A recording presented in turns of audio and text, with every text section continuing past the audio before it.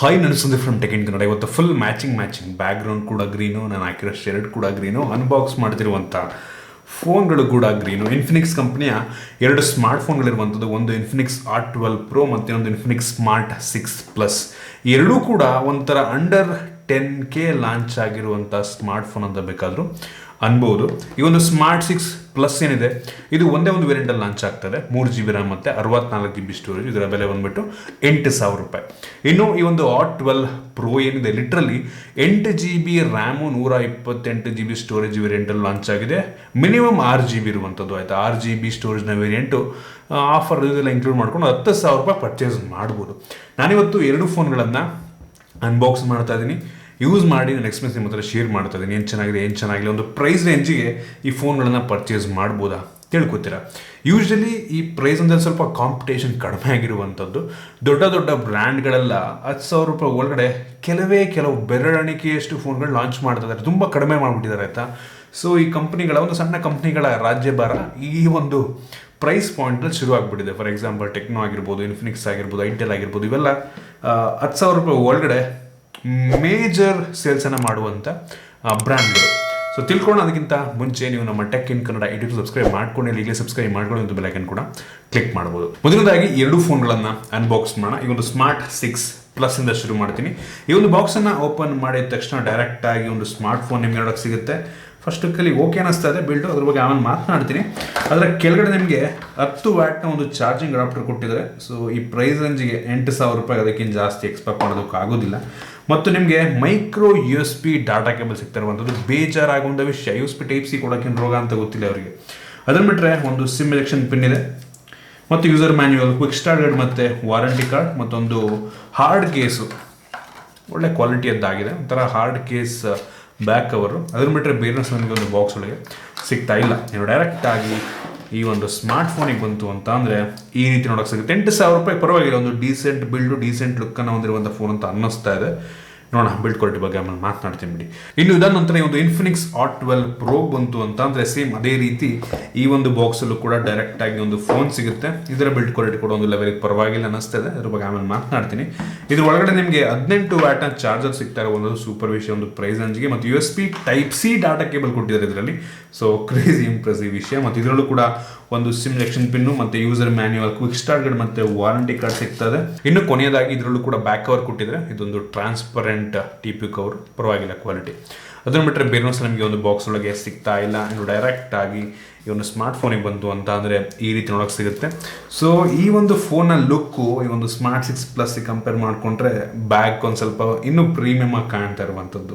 ಮೊದಲನೇದಾಗಿ ಎರಡು ಫೋನ್ಗಳ ಡಿಸೈನ್ ಮತ್ತು ಬಿಲ್ಡ್ ಕ್ವಾಲಿಟಿ ಬಗ್ಗೆ ಮಾತನಾಡಬೇಕಂತ ಅಂದರೆ ಎರಡರಲ್ಲೂ ಫ್ರಂಟಲ್ಲಿ ಟಿಯರ್ ಡ್ರಾಪ್ ನಾಚ್ ಇದೆ, ಎರಡರಲ್ಲೂ ಸ್ಕ್ರೀನ್ ಗಾರ್ಡ್ ಅವರೇ ಹಾಕಿದ್ದಾರೆ. ಬಾಟಮ್ ಬೇಸಲ್ಲಿ ಎರಡರಲ್ಲೂ ಕೂಡ ತುಂಬ ದೊಡ್ಡದಾಗಿರುವಂಥದ್ದು, ಎರಡು ಸೇಮ್ ಟು ಸೇಮ್ ಕಾಣುತ್ತೆ. ಇಂದಕ್ಕೆ ಬಂದರೆ ಎರಡರಲ್ಲೂ ಕೂಡ ಪ್ಲಾಸ್ಟಿಕ್ ಬ್ಯಾಕು. ಲುಕ್ ವೈಸ್ ಈ ಒಂದು ಹಾಟ್ 12 Pro ಒಂದು ಸ್ವಲ್ಪ ನೋಡೋಕ್ಕೆ ಚೆನ್ನಾಗಿದೆ. ಹಿಂದ್ಗಡೆ ಎರಡರಲ್ಲೂ ಡ್ಯುವಲ್ ಕ್ಯಾಮ್ರಾ ಮತ್ತು ಫಿಂಗರ್ ಪ್ರಿಂಟ್ ಸೆನ್ಸರ್ ಹಿಂದನೇ ಇರುವಂಥದ್ದು. ಎರಡರಲ್ಲೂ ಕೂಡ ಪ್ಲಾಸ್ಟಿಕ್ ಫ್ರೇಮು. ಎರಡರಲ್ಲೂ ನಿಮಗೆ 3.5 ಹೆಡ್ಫೋನ್ ಜಾಕ್ ಇದೆ ಮತ್ತು ಡೆಡಿಕೇಟ್ SD ಕಾರ್ಡ್ ಸ್ಲಾಟ್ ಇರುವಂಥದ್ದು. ಎರಡರಲ್ಲೂ ಕೂಡ ಪ್ಲಾಸ್ಟಿಕ್ ಫ್ರೇಮ್, ಆಯಿತಾ. ಮತ್ತು ನಿಮಗೆ ಆಗ ಹೇಳ್ದಂಗೆ ಹಾಟ್ 12 Proನಲ್ಲಿ ನಿಮಗೆ USB Type-C ಪೋರ್ಟ್ ಸಿಕ್ಕರೆ, ಸ್ಮಾರ್ಟ್ 6 Plusಲ್ಲಿ ನಿಮಗೆ ಮೈಕ್ರೋ USB ಪೋರ್ಟ್ ಇರುವಂಥದ್ದು. ಡಿಸೈನ್ ಮತ್ತು ಬಿಲ್ಡ್ ಕ್ವಾಲಿಟಿ ವೈಸ್ ಎರಡೂ ಕೂಡ ಆಲ್ಮೋಸ್ಟ್ ಸಿಮ್ಲರ್ ಇದೆ ಅಂತ ಹೇಳಕ್ಕೆ ಇಷ್ಟಪಡ್ತೀನಿ. ಆದರೆ ಹಾಟ್ 12 Pro ಆಗಲಿ ಹೇಳ್ದಂಗೆ ಲುಕ್ ವೈಸು ಬ್ಯಾಕ್ ಲುಕ್ ಸ್ವಲ್ಪ ಪ್ರೀಮಿಯಮ್ ಆಗಿ ಕಾಣುತ್ತೆ ಅಷ್ಟೇ. ಸೊ ಓವರ್ ಆಲ್ ಡಿಸೈನ್ ಮತ್ತು ಬಿಲ್ಡ್ ಕ್ವಾಲಿಟಿ ಬೆಲೆಗೆ ತಕ್ಕ ರೀತಿಯಲ್ಲಿದೆ ಅಂತ ಹೇಳಕ್ಕೆ ಇಷ್ಟಪಡ್ತೀನಿ. ಈ ಪ್ರೈಸಲ್ಲಿ ಮೋಸ್ಟ್ ಆಫ್ ದ ಫೋನಲ್ಲಿ ಗ್ಲಾಸ್ ಪ್ಯಾಕ್ ಸಿಗಲ್ಲ, ಮೆಟಾಲಿಕ್ ಫ್ರೇಮ್ ಇರಲ್ಲ. ಬಟ್ ರೀಸೆಂಟಾಗಿ ಮೊನ್ನೆ ಒಂದು ಫೋನ್ ಲಾಂಚ್ ಆಯಿತು ಗ್ಲಾಸ್ ಪ್ಯಾಕ್ ಈ ₹10,000 ಒಳಗಡೆ.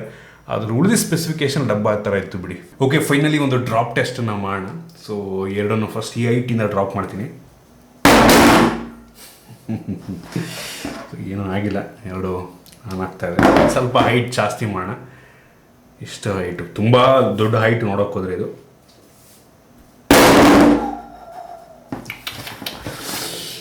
ಏನೂ ಆಗಿಲ್ಲ. ಅದು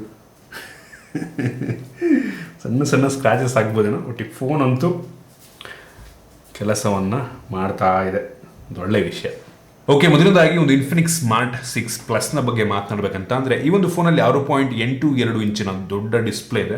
ಇದು HD ಪ್ಲಸ್ ರೆಸೊಲ್ಯೂಷನ್ ಹೊಂದಿರುವಂಥ ಡಿಸ್ಪ್ಲೇ, IPS LCD ಡಿಸ್ಪ್ಲೇ, 60 ವಾಟ್ಸ್ನ ರಿಫ್ರೆಶ್ ರೇಟನ್ನು ಹೊಂದಿರುವಂಥದ್ದು. 8,000 ರೂಪಾಯಿಗೆಲ್ಲ ನೀವು ಜಾಸ್ತಿ ರಿಫ್ರೆಶ್ ರೇಟ್ ಎಕ್ಸ್ಪೆಕ್ಟ್ ಮಾಡೋದಕ್ಕೆ ಆಗೋದಿಲ್ಲ. ಡಿಸ್ಪ್ಲೇ ಕ್ಲಾರಿಟಿ ಪರವಾಗಿಲ್ಲ ಅಂತೀನಿ, ಕ್ರೇಜಿನಲ್ಲ, ವ್ಯೂಯಿಂಗ್ ಆ್ಯಂಗಲ್ ಚೆನ್ನಾಗಿದೆ, ಒಂದು ಲೆವೆಲಿಗೆ ಬ್ರೈಟ್ ಆಗಿದೆ ಆಯಿತಾ.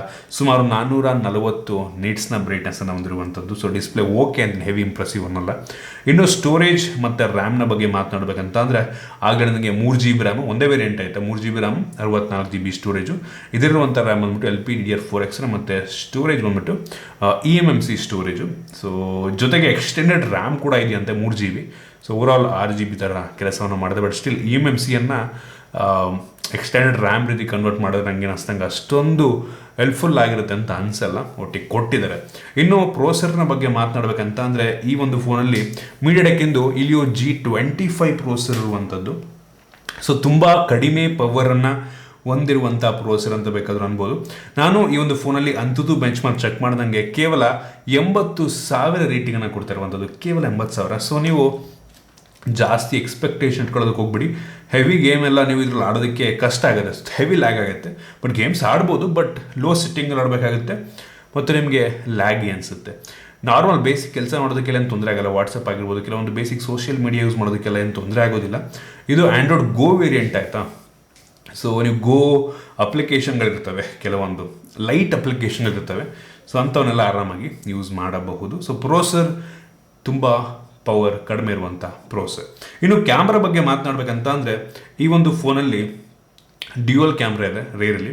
8 MP ಇಂದು ಮೈನ್ ಸೆನ್ಸರ್, ಇನ್ನೊಂದು AI VGA ಸೆನ್ಸರ್ನ ಕೊಟ್ಟಿದ್ದಾರೆ.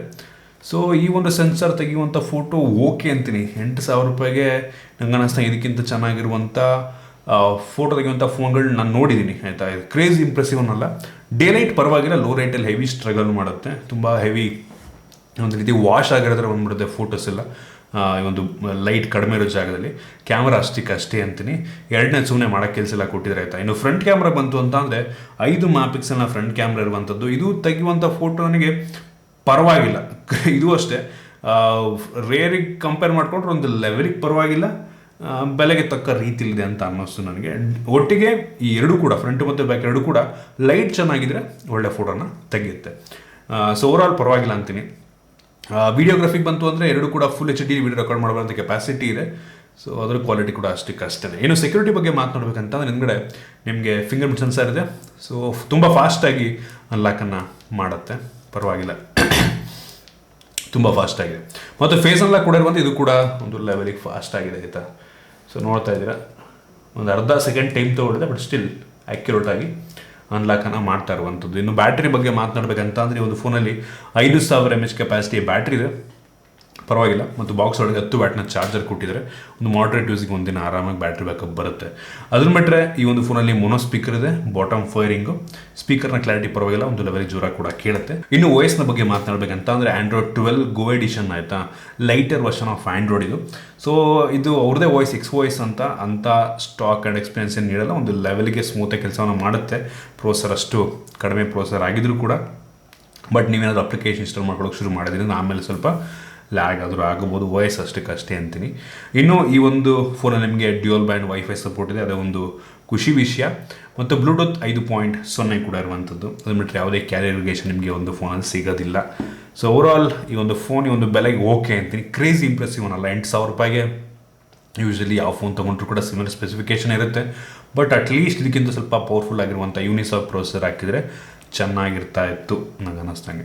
ಸೊ ಫೋನ್ ನನಗೆ ಅಷ್ಟೊಂದು ಇಂಪ್ರೆಸ್ ಮಾಡೋದಿಲ್ಲ. ಇನ್ನು ಈ ಒಂದು Hot 12 ಪ್ರೋಗ್ ಬಂತು ಅಂತ ಅಂದರೆ ಈ ಒಂದು ಫೋನಲ್ಲಿ ನಿಮಗೆ 6.6 ಇಂಚಿನ ಇದರಲ್ಲೂ ಕೂಡ HD ಪ್ಲಸ್ ರೆಸೊಲ್ಯೂಷನ್ ಹೊಂದಿರುವಂಥ IPS LCD ಡಿಸ್ಪ್ಲೇ ಇರುವಂಥದ್ದು. ಆದರೆ ಈ ಒಂದು ಫೋನಲ್ಲಿ 90 ಹರ್ಟ್ಸ್ನ ರಿಫ್ರೆಶ್ ರೇಟ್ ನಿಮಗೆ ಸಿಗ್ತಾ ಇರುವಂಥದ್ದು ಸೂಪರ್ ವಿಷಯ. ಡಿಸ್ಪ್ಲೇ ಕ್ಲಾರಿಟಿ ಅದಕ್ಕಿಂತ ಸ್ವಲ್ಪ ಚೆನ್ನಾಗಿದೆ, ಅದಕ್ಕಿಂತ ಹೆವಿ ಬ್ರೈಟ್ ಆಗಿದೆ. ವ್ಯೂಯಿಂಗ್ ಆ್ಯಂಗಲ್ ಕೂಡ ಚೆನ್ನಾಗಿರುವಂಥ, ಕಲರ್ಸ್ ಅದಕ್ಕಿಂತ ಸ್ವಲ್ಪ ಚೆನ್ನಾಗಿದೆ. ಒಂದು 2,000 ರೂಪಾಯಿ ಜಾಸ್ತಿ ಕೊಡ್ತಾ ಇದ್ದಾರೆ, ಬಟ್ ಸ್ಟಿಲ್ ಅದಕ್ಕೆ ಕಂಪೇರ್ ಮಾಡಿಕೊಂಡ್ರೆ ಇದರಲ್ಲಿ ಸೂಪರ್ ಆಗಿದೆ ಅಂತ ಅನ್ನಿಸ್ದಂಗೆ.